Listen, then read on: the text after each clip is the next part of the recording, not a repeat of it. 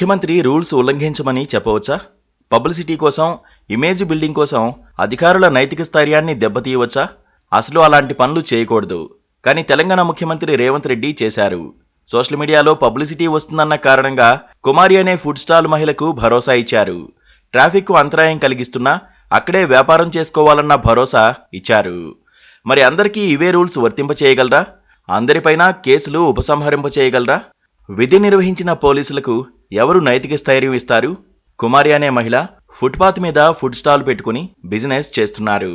Social మీడియాలో ఒక్కసారిగా popular అయింది. ఈ కారణంగా ఆమె ఫుడ్ స్టాల్ పెట్టుకునే ఐటీ కారిడార్ ఏరియాకు తమ వ్యాపారాల్ని ప్రమోట్ చేసుకునేందుకు సినిమా వాళ్ల దగ్గర నుంచి ఇన్ఫ్లుయెన్సర్ల వరకు అందరూ క్యూ కట్టారు. చివరికి రాజకీయ పార్టీల తరఫున కూడా సోషల్ మీడియా ప్రమోషన్లు రోడ్డు మీదనే చేసుకోవడం ప్రారంభించారు. దీంతో ఆ రోడ్డు పూర్తిగా జామ్ అయిపోవడం ప్రారంభమైంది. అదేదో కుమారి అనే మహిళ సొంత అడ్డా అన్నట్లుగా మారిపోయింది. చూసి చూసి సహనం నశించిన పోలీసులు ఒక వారం రోజుల పాటు స్టాల్ పెట్టవద్దని చెప్పారు. ఇది కూడా సోషల్ మీడియాలో వైరల్ కావడంతో సీఎం రేవంత్ రెడ్డి స్పందించారు. ఆయనకెవరైనా సలహా ఇచ్చారో లేకపోతే ఆయనే నిర్ణయం తీసుకున్నారో కానీ అక్కడ దుకాణం పెట్టుకునేందుకు అనుమతించాలని ఆదేశించారు. పోలీసులు నమోదు చేసిన న్యూసెన్స్ కేసును కూడా మళ్లీ పరిశీలించాలన్నారు. అంతేకాదు తానే స్వయంగా ఫుడ్ స్టాల్కు వస్తానని కూడా చెప్పుకొచ్చారు. CM Revanth Reddy PR team అనుకున్నట్లుగా వెంటనే రేవంత్ రెడ్డి ప్రజాపాలన అంటే ఇదే అంటూ సోషల్ మీడియాలో ఓదరగొట్టడం ప్రారంభించారు. కానీ కాస్త తరచి చూస్తే బాధ్యత గల ముఖ్యమంత్రి చేసే పనేనా అని ఎవరికైనా అనిపిస్తుంది. ఎందుకంటే కుమారి అనే మహిళ ఫుట్పాత్ను ఆక్రమించి వ్యాపారం చేస్తున్నారు. ఇటీవల కాలంలో ఆమె ఫుడ్ వ్యాపారం మాత్రమే కాదు, తన ఫుడ్ స్టాల్కు సినిమా వాళ్లు సహా రాజకీయ నాయకులు మీడియాను ఆహ్వానించి ప్రమోషన్లు చేస్తున్నారు.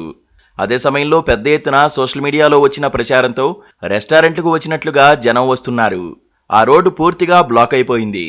ఆమె ఒక్కరి వల్ల ఐటీ కారిడార్ ట్రాఫిక్ మొత్తం ప్రభావితమవుతోంది.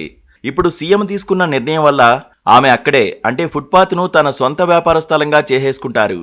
హైదరాబాద్లో ఫుట్పాత్ మీద ఫుడ్ అమ్ముకునే వాళ్ళు ఆమె ఒక్కరే కాదు, కొన్ని వేల మంది ఉంటారు.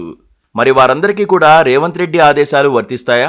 రేవంత్ చేసిన ప్రకటనతో మరింత మంది ఫుట్పాత్లు తమవేనని వ్యాపారాలతో రెడీ అయ్యేవారు ఉంటారు.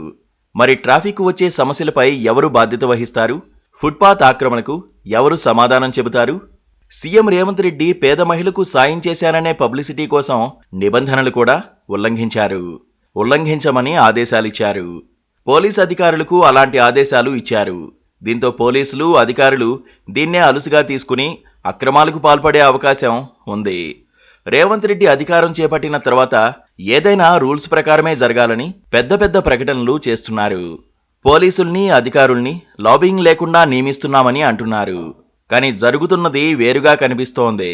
నిజానికి ఇలాంటి సమస్యలు వచ్చినప్పుడు ముఖ్యమంత్రి స్పందించాల్సిన అవసరం లేదు.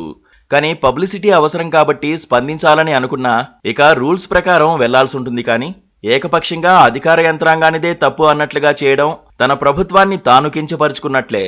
ఆమెకు నిబంధనలకు అనుగుణంగా ప్రత్యామ్నాయ స్థలం చూపిస్తామనడమో మరో విధంగా సాయం చేయడమో చేయాలి. కానీ ఇలా రూల్స్కు విరుద్ధమైన ఆదేశాలివ్వడం అధికార దుర్వినియోగం అయ్యే అవకాశం ఉంది.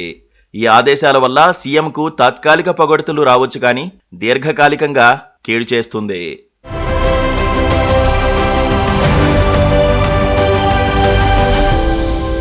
Please do subscribe to Please do subscribe to Please do subscribe to Please do subscribe to Please do subscribe to Please do subscribe to KTV Telugu. KTV Telugu. KTV Telugu. KTV Telugu. KTV Telugu. KTV Telugu. Please do subscribe to KTV Telugu.